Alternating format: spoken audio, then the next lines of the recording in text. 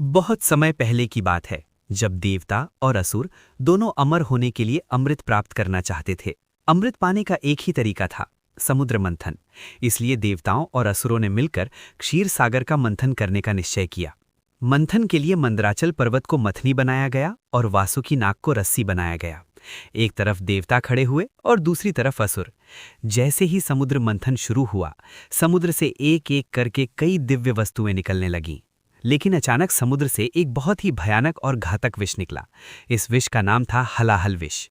वह विष इतना शक्तिशाली था कि उसकी गर्मी और जहरीली हवा से तीनों लोग, स्वर्ग, पृथ्वी और पाताल, जलने लगे।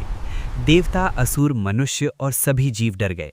किसी को समझ नहीं आ रहा था कि इस भयंकर विष से दुनिया को कैसे बचाया जाए। तब सभी देवता भगवान शिव के पास कैलाश पर्वत पहुंचे। देवताओं ने हाथ जोड़कर कहा, हे महादेव, यह विष पूरे संसार को नष्ट कर देगा। केवल आप ही हमें बचा सकते हैं। भगवान शिव बहुत दयालु और करुणामय थे।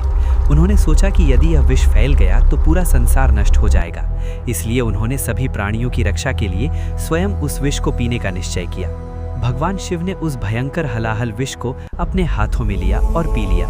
लेकिन तभी माता पार्वती को चिंता हुई कि यदि यह विष शिवजी के शरीर में फैल गया तो उन्हें नुकसान हो सकता है। इसलिए माता पार्वती ने तुरंत शिवजी का गला पकड़ लिया ताकि विष उनके गले से नीचे न जा सके। विष शिवजी के गले में ही रुक गया। उस विष की शक्ति से उनका गला नीला हो गया। तभी से भगवान शिव को नीलकंठ कहा जाने लगा, जिसका अर्थ है नीले कंठ वाले भगवान। भगवान शिव के इस महान त्याग से पूरा संसार विनाश से बच गया। देवताओं और सभी जीवों ने उनकी बहुत प्रशंसा की और उनका आभार व्यक्त किया। इसके बाद समुद्र मंथन फिर से शुरू हुआ और अंत में अमृत निकला, जिसे देवताओं ने प्राप्त किया। इस कहानी से हमें ये सीख मिलती है कि भगवान शिव केवल देवताओं के ही नहीं बल्कि पूरे संसार के रक्षक हैं। उन्होंने अपने कष्ट की परवाह किए बिना सभी प्राणियों को बचाने के लिए विष पी लिया। इसी कारण उन्हें महादेव और नीलकंठ कहा जाता है।